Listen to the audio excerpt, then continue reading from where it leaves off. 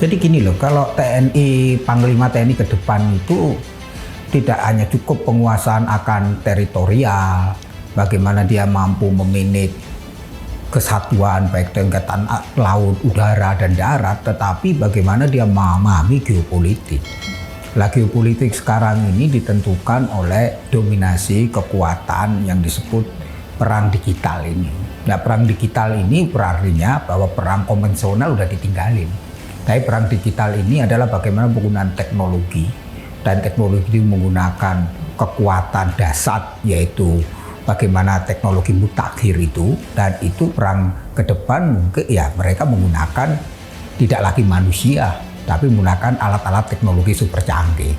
Jadi ke depan memang kompleks wilayah, apalagi Indonesia itu negara yang diwarisi oleh sejarah kehidupan itu daerah yang sangat penting, yaitu Indonesia itu kan kalau kita lihat zonanya eksklusif betul kan, karena di situ ada lautan Pasifik, kemudian di situ banyak sumber daya alam yang luar biasa, terus di situ ada pertarungan geopolitik antara Cina, ada kepentingan Jepang, ada kepentingan Australia, ada kepentingan negara-negara besar.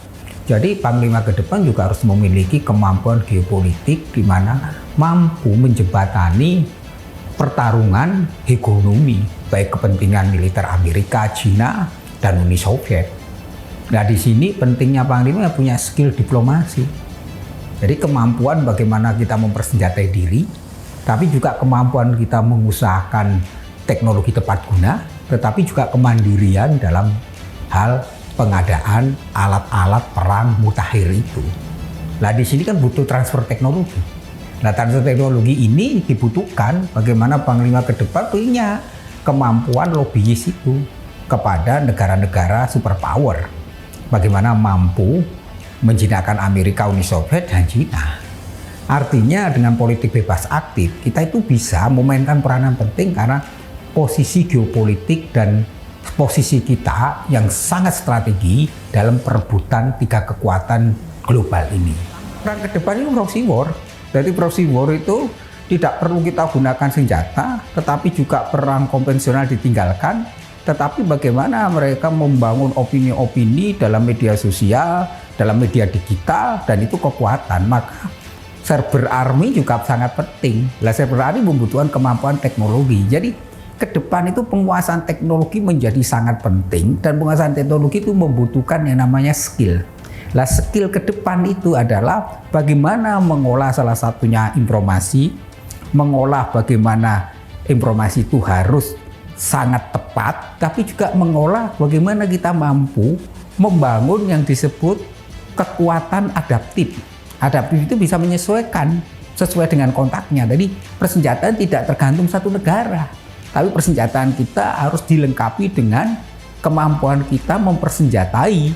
Selalu senjata sekarang ini tidak lagi senjata model seperti dulu lagi, tapi senjata mutakhir, tinggal pencet tombol aja senjata itu sudah bergerak. Dan perang sekarang adalah perang digitalisasi itu. Karena ke depan harus sinergi. Bagaimana mereka mampu dengan TNI dan Polri ini dalam hal mengatasi pandemi COVID ini. Sinergi ini yang dibutuhkan juga untuk menjaga stabilitas politik. Jadi kalau TNI dan Polri itu kompak, satu visi, satu komando, ya stabilitas politik akan terjadi. Maka harus ada komunikasi dua arah, yang satu dengan yang lain saling bisa memahami dan mengerti. Karena konflik internal antara TNI dan Polri itu sering terjadi benturan, kesenjangan, baik kesenjangan pendapatan, kesenjangan sosial, ini harus dijembatani. Jadi tantangan Panglima ke depan itu ada mengolah hubungan relasi dengan TNI dan Polri itu tidak secara seremonial, tetapi mereka bisa menyelesaikan problem-problem di akar bawah. Keterampilan itu harus dimiliki. Sebab dalam era digital ini kemampuan menyampaikan message pesan itu sangat penting. Kedua, pengusahaan teritorial wilayah. Karena kita menghadapi pandemi COVID. Maka pandemi COVID itu membutuhkan kekuasaan teritorial, otoritas, dan kemampuan menggerakkan pasukan.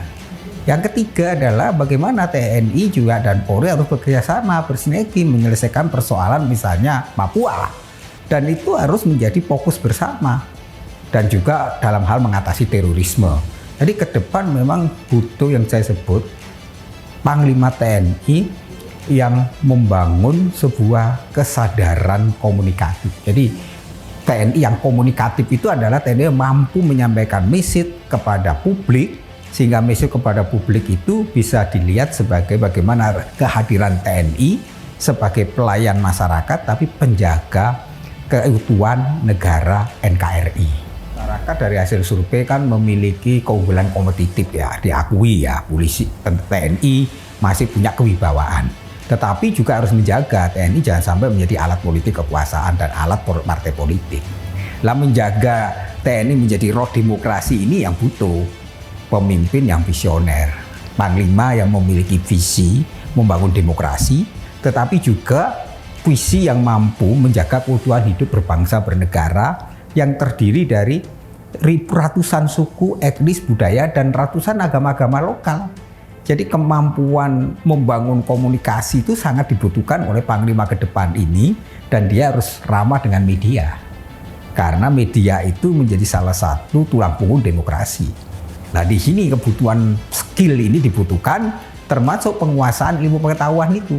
Pengetahuan akan perubahan gaya hidup, perubahan perilaku, tapi juga perilaku pengguna media sekarang ini. Bagaimana media sosial punya peranan penting. Jadi ke depan memang butuh panglima yang visioner itu.